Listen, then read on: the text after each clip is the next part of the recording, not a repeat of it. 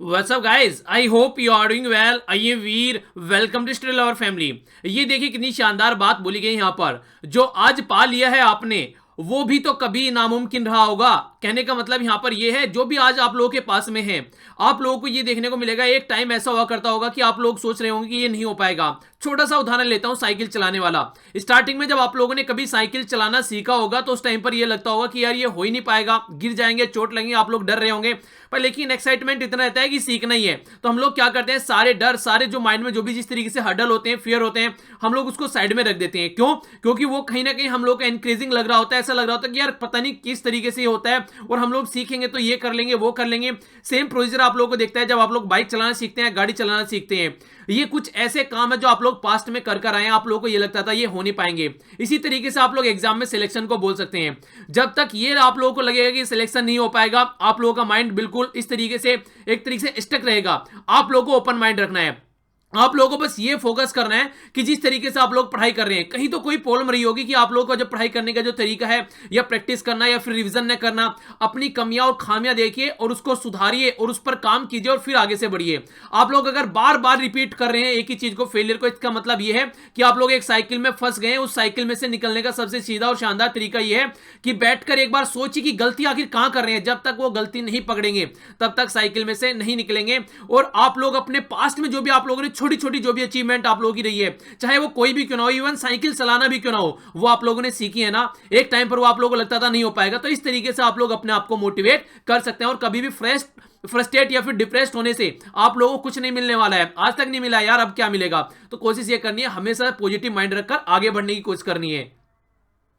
काफी कुछ शानदार डिस्कस करने के लिए आज के द हिंदू न्यूज़पेपर में, पर आगे बढ़ने से पहले आप लोगों के सामने है यहाँ पर मैप बेस्ड क्वेश्चन। अब आप लोगों का यहाँ पर नॉर्थ अमेरिका स्टार्ट हो चुके हैं, साउथ अमेरिका हम लोग ऑलरेडी खत्म कर चुके हैं। अब आप लोगों का जो फोकस रहेगा ये नॉर्थ अमेरिका पर रहेगा, तो कनाडा को जाकर नहीं हारिएगा। नॉर्थ अमेरिका अगर आप लोग देखें इंडिया के कंपेयर में, तो ये आप लोग यहाँ पर देख सकते हैं। यहाँ से आप लोग कंपेयर कीजिए, ये वाला कॉन्टिनेंट हम लोग कवर करेंगे। अभी जो हम कवर कर रहे थे, हम लोग कवर कर रहे थे साउथ अमेरिका, कंप्लीट कवर कर चुका हूं। अब जो हम लोग ऑलरेडी यहाँ पर अफ्रीका कॉन्टिनेंट भी कवर कर चुके हैं। तो अच्छे से प्रैक्टिस करके चलिए और रिवीजन भी करते रहिए। आइए नजर डालते हैं कुछ क्वेश्चन जो मैंने आप लोगों से लास्ट वीडियो में पूछे थे। ये डायरेक्ट आप लोगों के लिए स्टेटमेंट भी बन सकता है आने वाले एग्जाम्स में, या फिर इनसे डायरेक्ट क्वेश्चन आप लोगों से पूछे जा सकते हैं। अगर आप लोग देखेंगे अर्बन फीमेल जो लेबर पार्टिसिपेशन है हमारी कंट्री में, आप लोगों को देखने को मिलेगा वो ज्यादा तरीके से गिरा है नीचे। अगर आप लोग गांव में जो महिलाएं हैं वो काम कर रही हैं उनके कंपेयर में देखेंगे, यानी कि जो ज्यादा आप लोगों को जो जॉब गई है एक तरीके से आप लोग देखा जाए, या फिर वर्क फोर्स से जो बाहर निकली है, वो शहरों में रहने वाली जो महिलाएं हैं उन पे ज्यादा इंपैक्ट पड़ा है एज कंपेयर टू जो गांव में रहने वाली महिलाएं हैं, डीमोनेटाइजेशन और जीएसटी और इन सब रीजन की वजह से। ओके, आगे बढ़ते हैं। बात की जा रही है यहां पर अनएम्प्लॉयमेंट रेट के बारे में। अगर मेंस की बात करते हैं तो 4.9% 2018 में आप लोगों को देखने को मिलेगा। अगर वुमेन की बात करते हैं सेम ईयर में, ये 14.9 आप लोग यहां पर देख सकते हैं। यानी कहने का मतलब ये लगभग 3 गुना आप लोग यहां पर देख सकते हैं जो महिलाएं हैं वो बेरोजगार है एज कंपेयर टू अगर हम लोग मेल कम्युनिटी की बात करते हैं तो। आगे बढ़ते हैं, आगे बात की जा रही है यहां पर जम्मू कश्मीर के गवर्नर हैं यहां पर सत्यपाल मलिक जी। तो लद्दाख जो एरिया है वहां पर उसको एक नए डिविजनल स्टेटस का दर्जा यहां पर दे दिया गया। इसमें से जम्मू कश्मीर और यहां पर जो लद्दाख है ये अलग अलग यहां पर एडमिनिस्ट्रेटिव यूनिट अब आप लोगों को देखने को मिलेगी। काफी इंपॉर्टेंट है, काफी न्यूज में था, आप लोग याद रखिएगा, क्योंकि अभी फिलहाल यहां पर गवर्नर रूल चल रहा है, कोई भी प्रेजेंटली गवर्नमेंट काम नहीं कर रही है। आगे देखें तो गुजरी है कम्युनिटी जो राजस्थान में यहां पर 5% रिजर्वेशन की मांग कर रही है जॉब और एजुकेशन में। आप लोगों को 10% अभी पता है रिजर्वेशन दिया गया है एजुकेशनली वीकर जो सेक्शन है सोसाइटी का, ये याद रखिएगा, जो कि अमेंडमेंट करके 103वां यहां पर हमारी कंट्री में संविधान में संशोधन करके इसको इंप्लीमेंट किया गया। हालांकि सुप्रीम कोर्ट के अंडर में अभी रिव्यू में है ये, तो देखते हैं किस तरीके से आगे बढ़ पाता है। आगे बात करते हैं यहां पर सुप्रीम कोर्ट के द्वारा अभी यहां पर ये बातें बोली कई राजस्थान को कि जो अरावली जो एरिया है, अरावली जो हिल आप लोगों ने सुना होगा, इसमें माइनिंग की जा रही है, यानी कि खुदाई की जा रही है इलीगल तरीके से, उसको रोका जाए, वरना हम लोग एक कोई भी स्ट्रिक्ट एक्शन लेंगे जो कि आप लोगों को फिर कहीं ना कहीं रास्ते पर ला देगा। तो सुप्रीम कोर्ट ने फटकार लगाई है। तो कहां पर है ये? अरावली हिल मेनली आप लोगों को राजस्थान और दिल्ली में आप लोगों को देखने को मिलती है। आगे बात की जा रही है यहां पर दिल्ली सेंटर और गुजरात के साथ में मिलकर दोनों ने यहां पर वाइल्ड लाइफ क्राइम सेल की बात की है बनाने के लिए, और हम लोगों ने डिस्कस भी किया था कि 98 करोड़ जो रुपए है वहां पर वो डिस्ट्रीब्यूट की गई है, किस तरीके से हम लोग प्रोटेक्ट कर सकते हैं जो जंगल में रहने वाले जानवर हैं। तो इसके बारे में आप लोगों को आइडिया होना चाहिए। काफी इंपॉर्टेंट यहां पर यह है, एक तरीके से अवेयरनेस का पॉइंट भी है और दूसरों को बताना है, अपने आप भी। अगर आप लोगों को लगता है आप लोगों का कोई भी जिस तरीके से वोटर जो आप लोगों का वोटर कार्ड होता है या कोई भी ऐसी इंफॉर्मेशन आप लोगों को लगना है या फिर नाम दर्ज कराना है या फिर चेक कराना है कहीं पर कोई मिस्टेक्स है आप लोगों के नाम में, तो 1950 तो इलेक्शन कमीशन ऑफ इंडिया के द्वारा ये नंबर जारी किया गया है, आप लोग यहां पर जाकर करेक्शन करा सकते हैं। ठीक है, कुलदीप नायर की जो बुक थी इसके बारे में हम लोगों ने जाना था, जिसमें मनमोहन सिंह जी ने पार्टिसिपेट करने से मना कर दिया था। On leaders and the icons from Jinnah to Modi, ये बुक इनके द्वारा लिखी गई थी, इनके बारे में आप लोग आइडिया रख सकते हैं। और ये किताब इसलिए भी इंपॉर्टेंट है क्योंकि आप लोगों को पता है 2018 में अगस्त के महीने में लगभग आई थिंक 22 से 23 अगस्त को इनकी अभी रिसेंटली डेथ भी हुई है, तो इसलिए ये किताब और भी ज्यादा इंपॉर्टेंट हो जाती है। और दूसरी कंट्रोवर्सी ये बन गई कि जो हमारी कंट्री के फॉर्मर प्राइम मिनिस्टर हैं मनमोहन सिंह जी, उनके द्वारा पार्टिसिपेट करने से मना कर दिया इसको जब लॉन्च की गई ये किताब, इसलिए भी ये न्यूज में थी। और ऊपर से मोदी जी का भी नाम है यहाँ पर और जिन्ना जी का भी नाम है, तो आप लोग समझ सकते हैं काफी इंपॉर्टेंट किताब है। इसके बारे में आप लोगों को नाम याद रखना है और किसके द्वारा लिखी गई है, ये हल्का सा आइडिया आप लोग रख सकते हैं। ओके, आइए अब आगे बढ़ते हैं, देखते हैं कौन से आर्टिकल आज हम लोग को डिस्कस करने हैं। लेक्चर की पीडीएफ अगर आप लोग डाउनलोड करना चाहते हैं तो आप लोग फेसबुक या फिर टेलीग्राम से जाकर डाउनलोड कर सकते हैं। सारे लिंक आप लोगों को वीडियो के नीचे, पॉलिटी वगैरह भी अगर आप लोगों ने नहीं देखी है उसके लिंक भी आप लोगों को वीडियो के नीचे मिल जाएंगे। देखते हैं कौन सा आर्टिकल है यहाँ पर सामने। सबसे पहले यहाँ पर पॉलिटिक्स खेली जा रही है, कांग्रेस वर्सेस काओ और पता नहीं क्या क्या बातें चल रही है। जहां पर भी ऐसे आर्टिकल आप लोगों को दिखा करें, इग्नोर किया कीजिए, कोई मतलब इन सब चीजों का बन नहीं जाता है।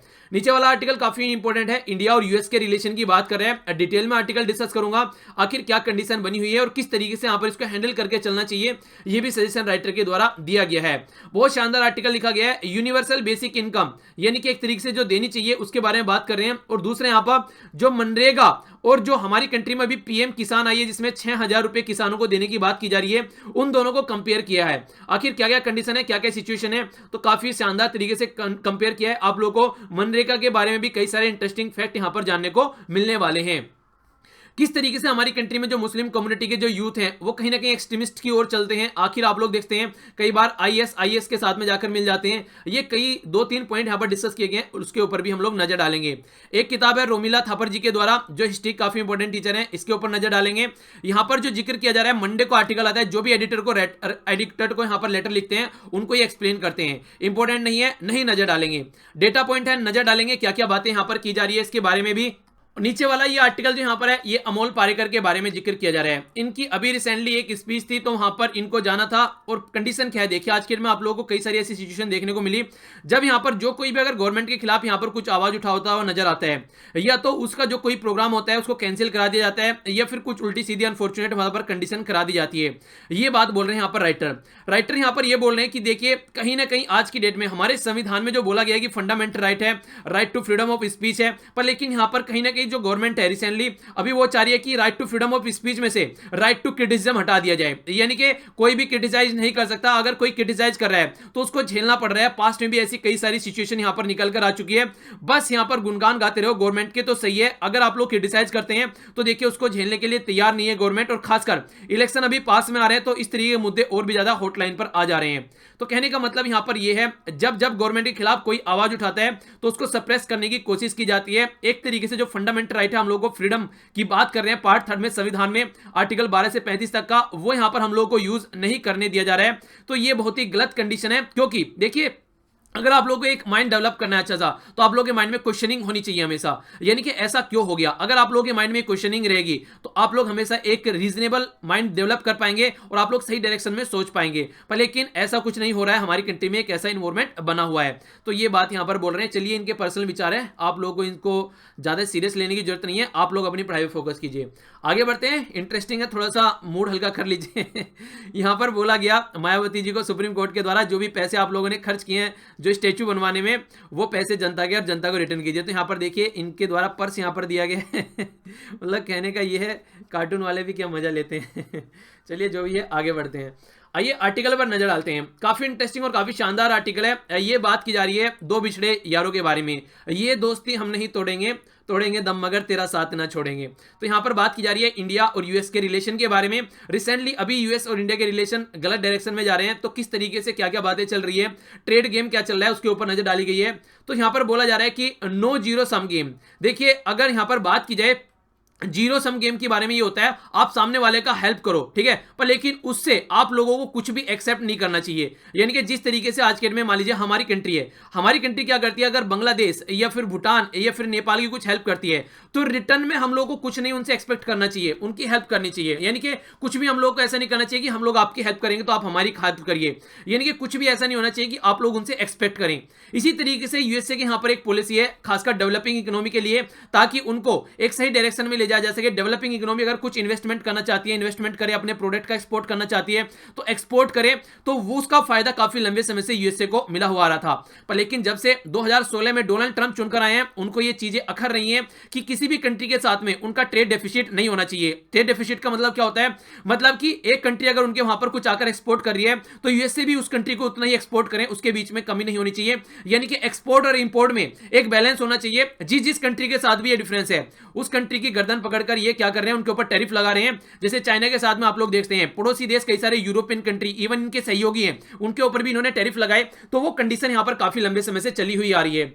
अब इस झमेले में यहां पर इंडिया भी पड़ गया है। इंडिया और यूएसए भी कई सारे मुद्दे पर काफी लंबे समय से एक दूसरे के आमने सामने खड़े हुए हैं। अभी जो है वो घंटी लार्ज स्केल पर बज गई है, यानी कि मॉर्निंग में जो अलार्म बजता है उठने का, वो अब लार्ज स्केल पर बज चुका है। यहां पर अगर यूएस के जो ट्रेड रिप्रेजेंटेटिव है उनके हिसाब से माने तो वो अभी विड्रॉ करने की बात कर रहे हैं। यह है जनरलाइज्ड सिस्टम ऑफ प्रेफरेंस, ये बोला गया है जीएसपी। यानी कि जो जीएसपी है ये एक तरीके का स्टेटस है जो यूएसए क्या करता है, डेवलपिंग इकोनॉमी को देता है, खासकर कंट्रीज को देता है, ताकि वो यूएसए में आकर एक्सपोर्ट कर सकें और उनके ऊपर कोई भी टैरिफ नहीं लगाया जाएगा। लगभग 2000 प्रोडक्ट जो हमारी कंट्री के हैं वो एक्सपोर्ट यहां पर यूएसए में हो रहे थे और उनके ऊपर कोई भी टैरिफ नहीं लगाया जा रहा था। यानी कि कहने का मतलब यहां पर ये है, एक तरीके से जो ये स्टार्ट किया गया था 1976 में, डेवलपिंग जो कंट्रीज हैं कहीं ना कहीं उनकी इकोनॉमी को बढ़ाने के लिए, क्योंकि एक्सपोर्ट करेंगे तो एक अच्छा एक उनके वहां पर इंप्लॉयमेंट जनरेट होगा, और अगर एक्सपोर्ट करता है तो इकोनॉमी एक सही डायरेक्शन में चलती है। पर लेकिन अगर यहां से ये इस तरीके से हाथ खींचा जाएगा, जीएसपी यानी कि जनरलाइज सिस्टम ऑफ प्रेफरेंस, जो कि प्रोडक्ट को प्रेफरेंस दिया जाता है, उनके ऊपर कोई टैरिफ नहीं लगाया जाता, तो कहीं ना कहीं जो इंडियन एक्सपोर्ट है उसको काफी सदमा लगने वाला है। और कहीं ना कहीं ये देखिए डायरेक्ट निकल के नहीं आया है। पास्ट में जो यूएसए के डोनाल्ड ट्रंप है वो कहीं ना कहीं इस चीज को एनालाइज कर रहे हैं, और जो भी उनको कुछ बातें अगर बोलता है कि हाँ ये कंट्री हमारे साथ में ऐसा कर रही है, कोई भी बिजनेस कम्युनिटी का आदमी उनको आगे बोलते हैं तो वो उसको लेकर काफी सीरियस होते हैं। आखिर अगर बात कहां से निकल कर आई, अब वो बात यहां पर जान लेते हैं। सबसे इंपॉर्टेंट सबसे पहली बात तो यह है कि हम यहां पर एक अकेले नहीं है जिसके साथ में डोनाल्ड ट्रंप ऐसा कर रहा है, बहुत सारी ऐसी कंट्री है, और रिसेंटली अभी ट्रेड वॉर आप लोग देखते हैं चाइना और यूएसए के बीच में, तो उसी का एक पार्ट है इंडिया के खिलाफ जो यहां पर ये मुहिम चलाई गई है। आज की डेट में अगर आप लोग देखते हैं 2017-18 का जो इंडिया का जो एक्सपोर्ट है यूएसए को, वो लगभग आप लोग देखते हैं 49.5 बिलियन, यानी कि 50 बिलियन के करीब है जो हम लोग यूएसए को एक्सपोर्ट करते हैं अपना सामान। पर लेकिन जो इंपोर्ट करते हैं वो इसका आधा है, लगभग 26 बिलियन आप लोग बोल सकते हैं यहां पर, ठीक है। यानी कि आधा हम लोग वहां पर हम जो एक्सपोर्ट कर रहे हैं वो 50 बिलियन है, और जो इंपोर्ट कर रहे हैं ओनली वो 25 बिलियन है। यानी कि लगभग आधा हम इंपोर्ट कर रहे हैं और एक्सपोर्ट ज्यादा है, तो कहीं ना कहीं एक गैप आ गया लगभग 25 मिलियन का, मोटा मोटा तौर पर आप लोग बोल सकते हैं। ये गैप नहीं होना चाहिए, ये बोल रहे हैं कि आप लोग और सामान हम लोगों से खरीदिए। यानी कि जब हम लोग S-400 सिस्टम की बात करें, जो कि हम लोग बात कर रहे थे रसिया से खरीदने की और डील की गई, तो यूएसए ने बोला कि ये सिस्टम आप लोग हमसे भी तो खरीद सकते हैं, आखिर क्यों आप लोग रसिया से खरीद रहे हैं। तो वो रीजन यही था कि क्योंकि ट्रेड डेफिसिट काफी ज्यादा है, आप लोग हमारे ऊपर क्यों फोकस नहीं दे रहे हैं, तो ये बात बोली गई। दूसरी बात करते हैं यहां पर यूएसए की जो हार्ले डेविडसन जो मोटरसाइकिल आप लोगों को देखने को मिलते हैं, हार्ले डेविडसन, तो ये काफी इंटरेस्टिंग और शानदार मोटरसाइकिल है। पर लेकिन जैसे ही इंडिया में आती है तो कहीं ना कहीं इसके ऊपर टैरिफ लगाए जाते हैं इंडियन गवर्नमेंट के द्वारा, एज कंपेयर टू जिस तरीके से दूसरी कंट्री की बाइक्स पर या फिर सामान पर लगाए जाते हैं। तो ये एक प्रोसीजर है पूरा, ऐसा नहीं है कि इनके साथ में कोई अलग से ट्रीटमेंट कर रहा है।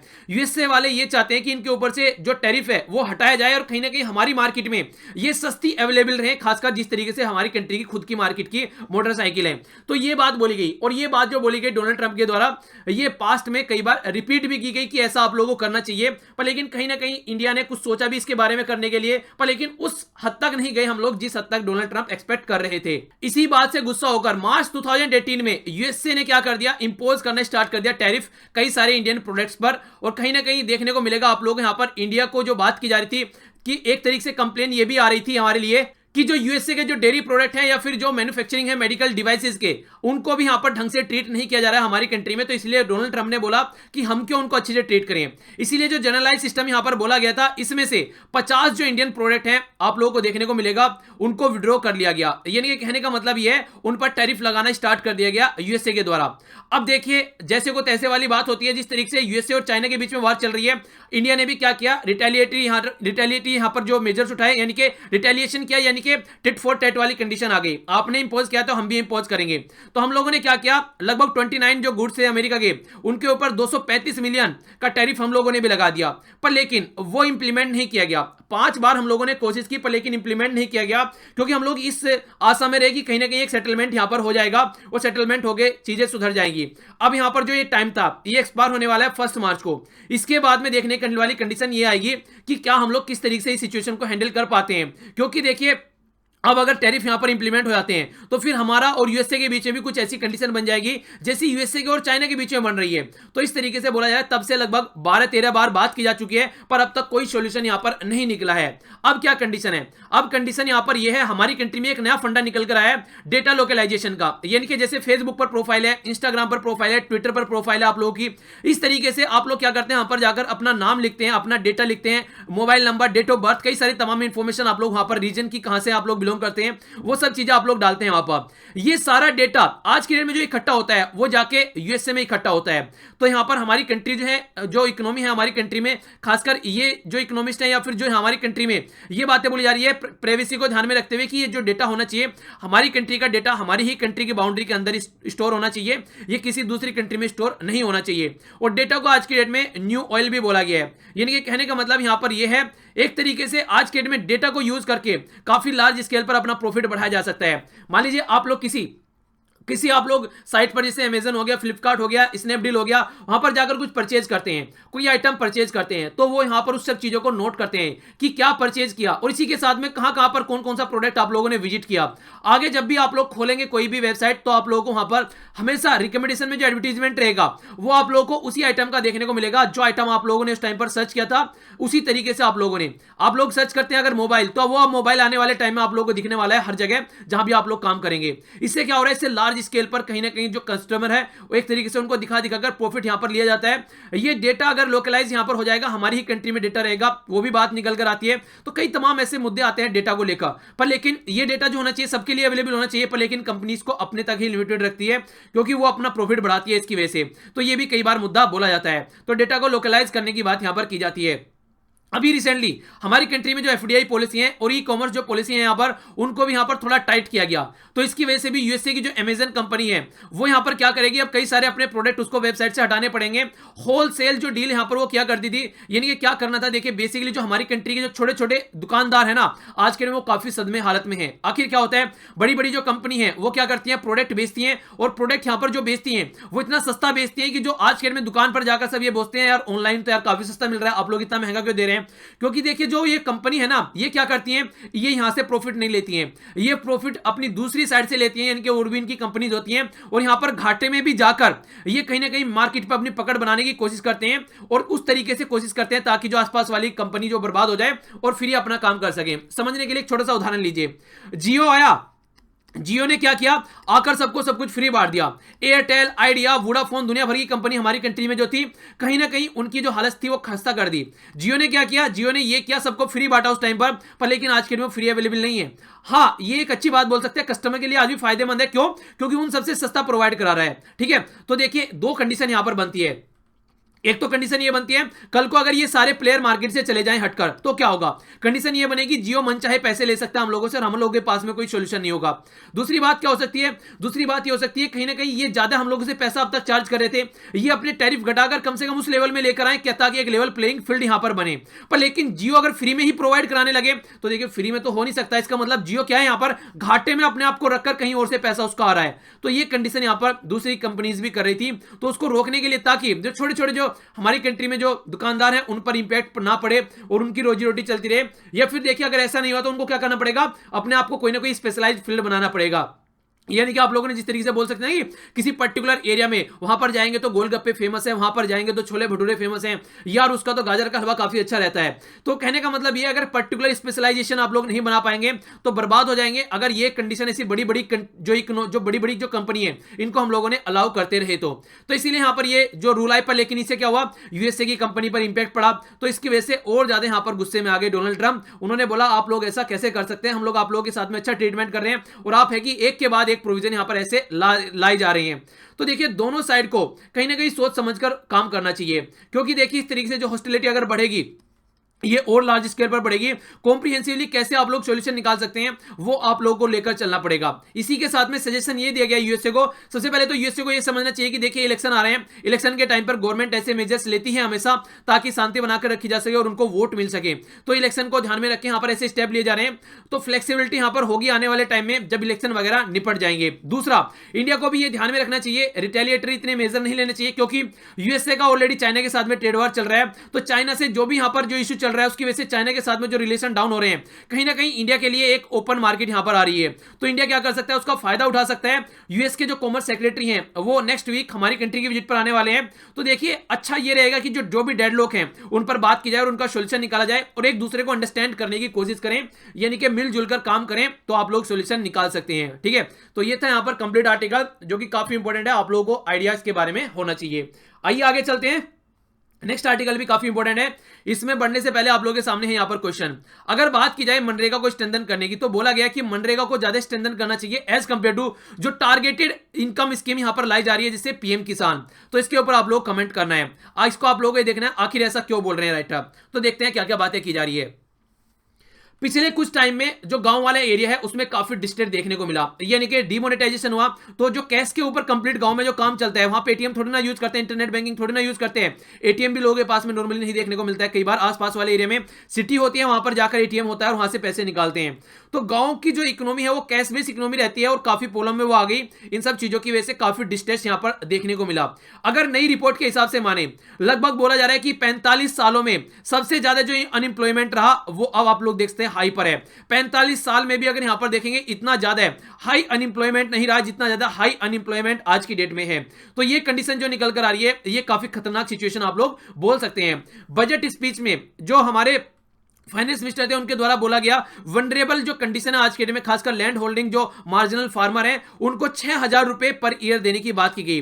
6,000 रुपए पर ईयर देते हैं अगर, तो 500 रुपए पर मंथ यहां पर होगा और 2 हेक्टेयर उनके पास में जमीन होनी चाहिए या फिर इससे कम, उनको ये इस तरीके की इनकम दी जाएगी जिसको बोला गया प्रधानमंत्री किसान सम्मान निधि।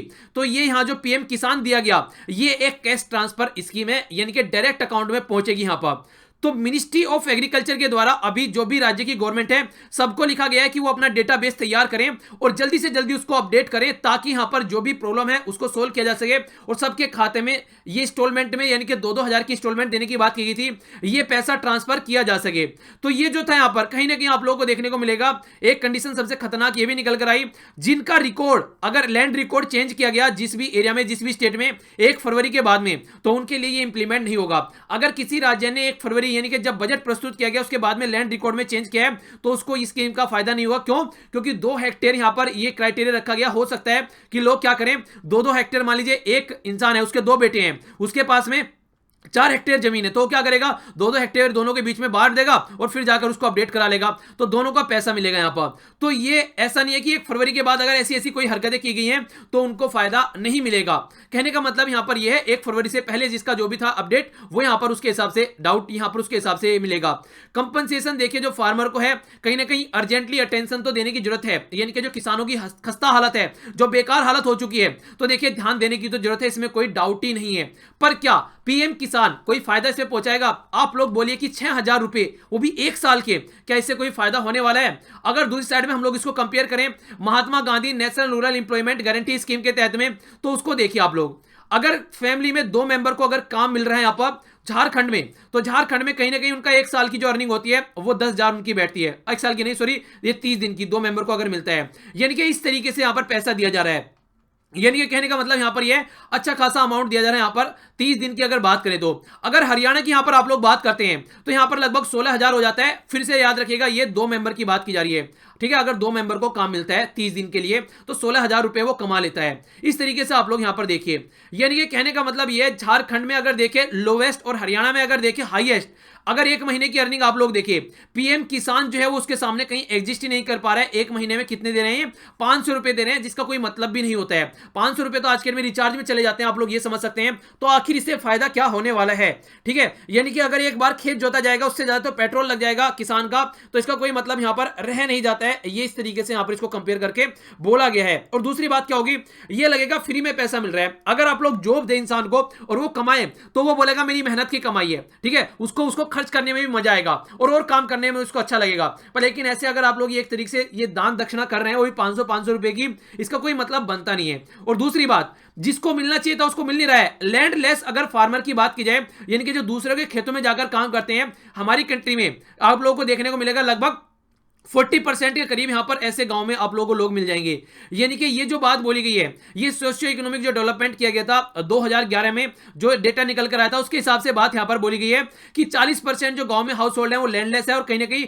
मैनुअल लेबर के ऊपर डिपेंड है। यानी कि किसी का घर बन रहा है वहां पर जाकर काम कर लिया, किसी के खेतों में काम कर लिया, कुछ भी ऐसा काम कर लिया, गांव में कोई खड़ंजा वगैरह या सड़क बन रही है वहां पर जाकर काम कर लिया। तो ये इस तरीके के लोग आप लोगों को देखने को मिलेगा। कम से कम इनको आप लोगों को प्रोवाइड कराना चाहिए था और आप लोगों ने क्या किया, इन्हीं को पिक्चर से बाहर रख दिया। ये बिल्कुल गलत बात है। आगे चलते हैं। वुमेन अगर कोई किसान है उसके बारे में कोई क्लैरिटी यहां पर लाई नहीं है, क्या वो भी स्कीम के अंदर है या फिर स्कीम के बाहर रखी जाएगी। यूनिवर्सल अगर स्कीम की बात करें तो देखिए वो कहीं ना कहीं अगर आप लोग सबको पैसा देते हैं तो करप्शन के कम चांसेस होते हैं, क्योंकि सबको इक्वल कहीं ना कहीं पैसा वहां पर मिलता रहेगा। पर लेकिन अगर आप लोग टारगेटेड स्कीम ऐसी लेकर चलते हैं कि हां बस इन किसान को देने जिसके पास में 2 हेक्टेयर या फिर उससे कम जमीन है, तो एरर होने के चांसेस काफी ज्यादा होते हैं। बेनिफिशियरी को कई बार बाहर भी छोड़ दिया जाता है और उनको काउंट भी नहीं किया जाता है।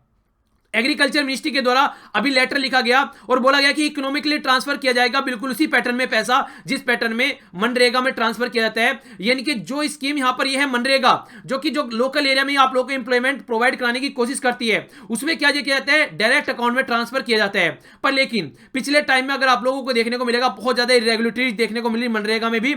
मनरेगा में जो पैसा है वो लोगों तक नहीं पहुंच पा रहा है और पैसा कई बार तो यहां पर कम भी पड़ जा रहा है। और स्टाफ जो है आप लोग जो यहां पर यूज कर रहे हैं वो भी यहां पर एक तरीके से इनएडुकेट है। यानी कि एक तरीके से कहने का मतलब यहां पर ये ट्रेन भी नहीं है और स्टाफ भी कम है, जो है वो भी पूरे नहीं है और ऊपर से ट्रेन नहीं है। और लास्ट टाइम आप लोगों को देखने को मिलेगा 1300 करोड़ जो है मनरेगा का जो पेमेंट है वो रिजेक्ट कर दिया गया टेक्निकल एरर की वजह से। और समझ सकते हैं आप लोग 1300 करोड़ की बात की जा रही है, ये आप लोगों को देखने को मिलेगा एक ह्यूज जनता का पैसा कहीं ना कहीं इनके अकाउंट में कोई कमी है या फिर आधार कार्ड में कोई कमी है या फिर टेक्निकल एरर हो गया, तो ये सब रीजन की वजह से उनका अब तक पेंडिंग पड़ा हुआ है। और आप लोग बोल रहे हैं यहां पर ये ट्रांसफर किया जाएगा, जो ऑलरेडी अवेलेबल है उसको आप लोग ट्रांसफर ही नहीं कर रहे हैं, तो ये भी कहीं ना कहीं बहुत बड़ी प्रॉब्लम निकल कर आएगी। झारखंड की अगर बात करें जिसको बहुत अच्छा बोला जाता है डायरेक्ट बेनिफिट ट्रांसफर के लिए, 42% बायोमेट्रिक जो ऑथेंटिकेशन है वो फेल हो गए अगर फर्स्ट अटेम्प्ट की हम लोग बात करते हैं। तो सेकंड अटेम्प्ट थर्ड अटेम्प्ट में जाकर उनको लोगों को पैसा मिला, वो एक अलग बात है। पर लेकिन अगर आप लोग इस ऐसे सिस्टम पे जो कि जर्जर है ऑलरेडी और उसके ऊपर एक और स्कीम लाकर रख रहे हैं और उसको बोल रहे हैं कि हम लोग अच्छे से ट्रांसफर करेंगे, जो ऑलरेडी है उसको ट्रांसफर नहीं कर रहे हैं, तो इसको कैसे ट्रांसफर करेंगे। अगर बात करें जिसके यहां पर लैंड का डिजिटल रिकॉर्ड नहीं है उसकी आप लोग क्या बात करेंगे। जहां गांव में ढंग से जो गांव में बैंकिंग फैसिलिटी इंफ्रास्ट्रक्चर ढंग से अवेलेबल नहीं है उसका आप लोग क्या करेंगे। इनके ऊपर ऑलरेडी कई सारे क्वेश्चन मार्क हैं, तो आप लोग कैसे इसको बोल सकते हैं। अगर देखेंगे 20% ऑफ बजट एलोकेशन यहां पर अनपेड अब तक पेंडिंग पड़ा हुआ है। यानी कि कहने का मतलब यहां पर ये अब तक 20% जो बजट एलोकेशन किया गया था लास्ट 4 ईयर में वो अब तक अनपेड है, लोगों तक पहुंचा ही नहीं है। आप लोग समझ सकते हैं ये कहीं ना कहीं इंफ्रास्ट्रक्चर जो इशू निकल कर आ रहे हैं उसकी वजह से है। कंट्री में अगर आप लोग देखेंगे सूखे की हालत है, लोगों को जॉब नहीं मिल रही है, वो कंडीशन निकल कर आ रही है। तो आप लोग अगर यहां पर पीएम किसान जैसी स्कीम को छोड़कर कोई ऐसी मनरेगा जैसी अगर स्कीम लेकर यहां पर आते हैं जिससे लोगों को जॉब मिलती है, तो उससे कुछ फायदा देखने को मिलेगा।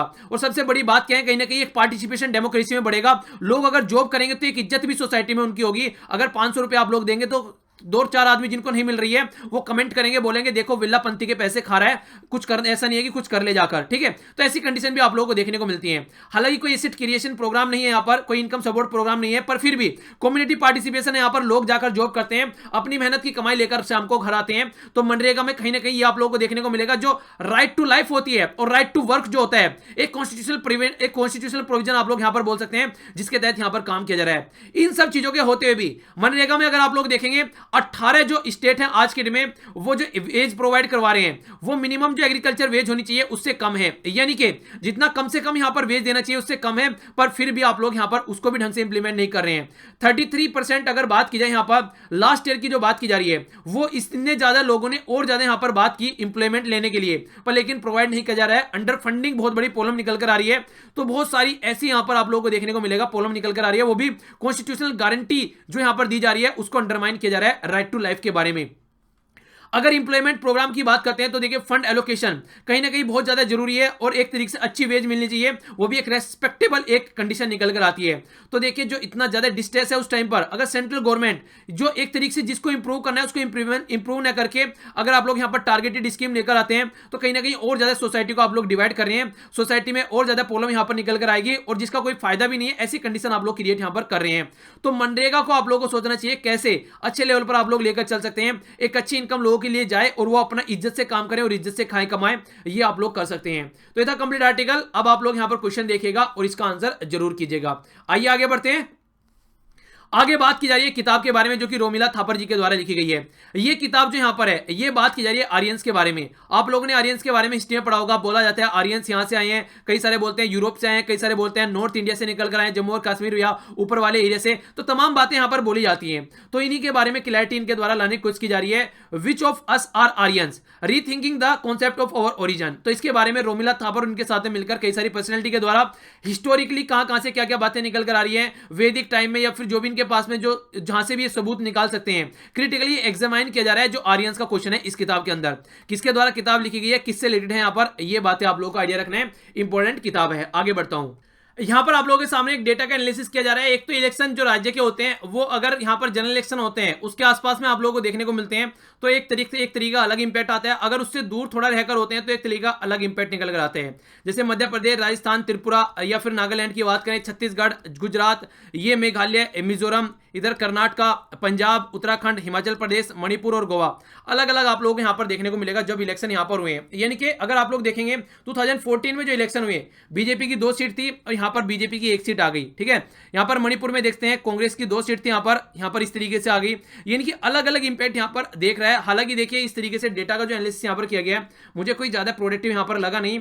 इस तरीके से आप लोग उसको काउंट नहीं कर सकते हैं, क्योंकि मेनली जो ये प्रॉब्लम रहती है किसको इलेक्शन देनी है, वो आप लोग बोल सकते हैं हल्का फुल्का इंपैक्ट पर, लेकिन मेनली उस टाइम पर मुद्दा क्या चल रहा है आप लोग समझ रहे हैं। कांग्रेस के खिलाफ कैसी एक तरीके से लहर थी 2014 में जब इलेक्शन हुए, करप्शन और अन्ना हजारे जी का मूवमेंट, बहुत सारे ऐसे जो उनके द्वारा बड़े बड़े वो निकल कर आए थे, उनके द्वारा जो बड़े बड़े यहां पर घोटाले किए जा रहे थे, वो बात सामने निकल कर आई थी। तो बहुत सारे मुद्दे होते हैं, तो उस बेस पर यहां पर इस तरीके की बातें बोली जाती हैं। आगे जो आर्टिकल है यहां पर जो बातें निकल कर आ रही है, वो बातें यहां पर निकल कर आ रही है कहीं ना कहीं आज की डेट में जो मुस्लिम कम्युनिटी के जो यूथ है हमारी कंट्री में, जो खासकर उनकी बात की जा रही है, जो आईएस के साथ में जाकर मिले हैं, तो उनके लिए यहां पर जो ठहराया जा रहा है दोषी, एक तो वाबईजम को ठहराया जा रहा है। ये एक तरीके से कहीं ना कहीं एक बिलीफ माना जाता है जिसमें God is similar to the humans, यानी कि ये माना जाता है जो इंसान है, जो भगवान है, वो इंसानों के इक्वल है, इंसानों के जैसा ही है। पहली बात तो ये बोली जा रही है। दूसरी बात यहां पर बोली जा रही है जो हाइपर हिंदू नेशनलिज्म निकल कर आ रहा है, यानी कि हमारी कंट्री को जो बार बार कुछ लोग ऐसे हैं जो ये बोलते हैं कि ये हिंदू की कंट्री है, और कई बार जो मुस्लिम कम्युनिटी के यूथ हैं या फिर जो मुस्लिम कम्युनिटी से कोई बात निकल कर आती है तो उनको बोला जाता है पाकिस्तान चले जाओ, कई बार ऐसी बातें बोली जाती है। तो ये इंपैक्ट डाला है जिसकी वजह से जो आईएस में यहां पर जाकर लोग मिल रहे हैं। कहने का मतलब यहां पर यह एक इनसिक्योरिटी जो लोगों के माइंड में आ रही है, वो कहीं ना कहीं ये प्रॉब्लम क्रिएट करी है जिसकी वजह से ये कंडीशन निकल कर आ रही है। और मेरे हिसाब से अगर माना जाए तो बहुत बड़ी एक प्रॉब्लम यहां पर जॉब की भी आप लोग बोल सकते हैं। जो आज के में जो एम्प्लॉयमेंट है जिसकी कमी आ रही है, वो भी एक बहुत बड़ा रीजन है। ऐसी एक्टिविटीज में जो बच्चे होते हैं वो संलिप्त पाए जाते हैं, ये भी बहुत बड़ा रीजन आप लोग यहां पर देख सकते हैं। यानी कि अगर एम्प्लॉयमेंट यहां पर अच्छे से जनरेट हो जाए तो लोग सुबह को जाते हैं, शाम को आते हैं अपने काम से, और फिर साथ में आकर अपनी फैमिली के साथ में दो घंटे बिताने की कोशिश करते हैं अच्छे से। कौन जाकर ऐसी एक्टिविटीज में जाकर पार्टिसिपेट करेगा। तो कई सारे मुद्दे तमाम आपसे आप लोग बोल सकते हैं, और कहीं ना कहीं कई बार माइंड वॉश भी किया जाता है। जैसे कसाब जैसे इंसानों को क्या किया जाता है, उनका माइंड वॉश किया जाता है कहीं ना कहीं, और ये बहुत बड़ा रीजन वो भी यहाँ पर आप लोगों को देखने को मिलता है। तो बहुत सारे ऐसे मुद्दे आप लोग देखते हैं जिसकी वजह से एक कंडीशन निकल कर आती है।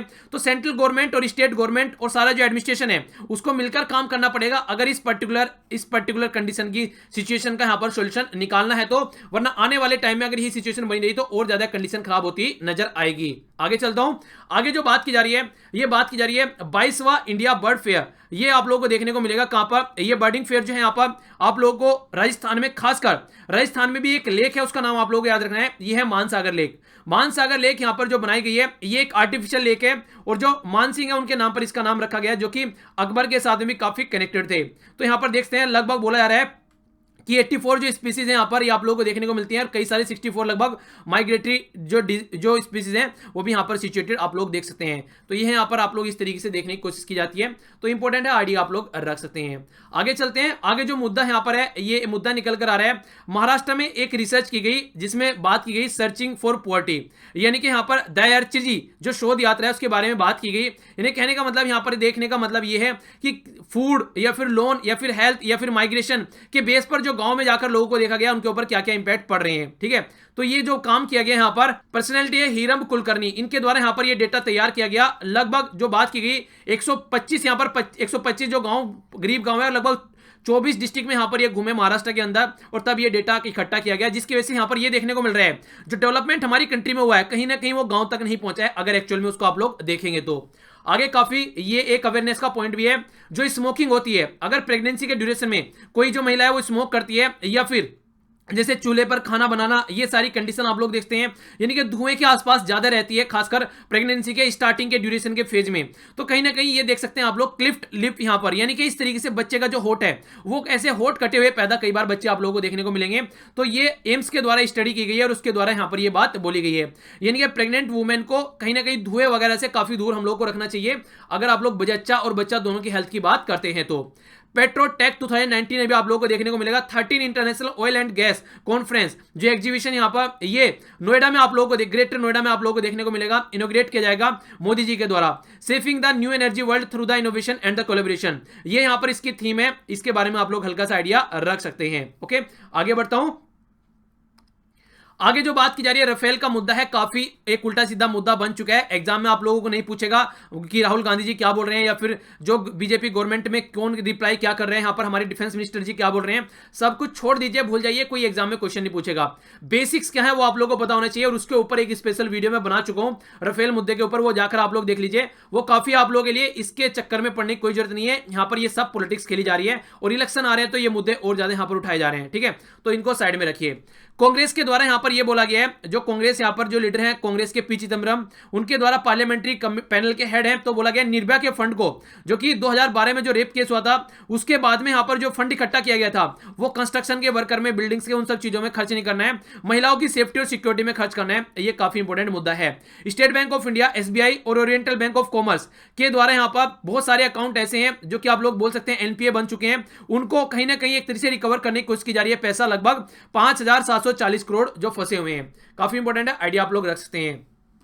फाल्क आइलैंड के बारे में आप लोगों से पूछा गया था, तो आप लोग ये देखते हैं यहाँ पर ये पर्टिकुलर आइलैंड और ब्रिटिश ओवरसीज टेरिटरी है। यहाँ पर फाल्क आइलैंड पाउंड यहाँ पर यूज करते हैं, और इसके अलावा जो स्टैनली यहाँ पर इसकी कैपिटल है। काफी इंपॉर्टेंट यहाँ पर ये एरिया है जो आप लोग याद रखते हैं, साउथ अमेरिका में आप लोगों को ये देखने को मिलता है।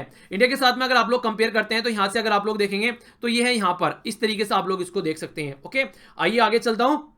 आप लोगों के सामने यहाँ पर एक टेस्ट जिसमें आप लोगों को बताना है कौन सा ऐसा राज्य है जो कि लोवेस्ट मनरेगा वेज देता है और कौन सा ऐसा है जो हाईएस्ट देता है, ये आप लोगों को बताना है। अगर बात करें 2011 के सोशियो इकोनॉमिक कास्ट सेंसस के हिसाब से कितने परसेंट जो भारतीय हैं गांव के, जो रूरल गांव में एरिया में रहते हैं, वो कहीं ना कहीं लगभग आप लोगों को जो लैंड, जो एक तरीके से आप लोग बोलते हैं रूरल लैंड होल्ड या फिर लैंडलेस लेबर जो डिपेंडेंट रहती है मैनुअल लेबर के ऊपर, ये आप लोगों को बताना है। इसी के अलावा जो बुक यहाँ पर लिखी गई है Which of us are Aryans rethinking the concept of our origin, तो ये किसके द्वारा यहां पर लिखी गई है, ये आप लोगों को बताना है।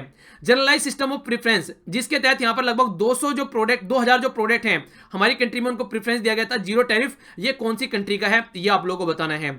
अगर बात करें यहां पर 22वां, ये है इंडियन बर्डिंग फेयर, ये आप लोगों को कौन सी लेक पर देखने को मिल रहा है, कौन से राज्य में, ये भी बता दीजिएगा।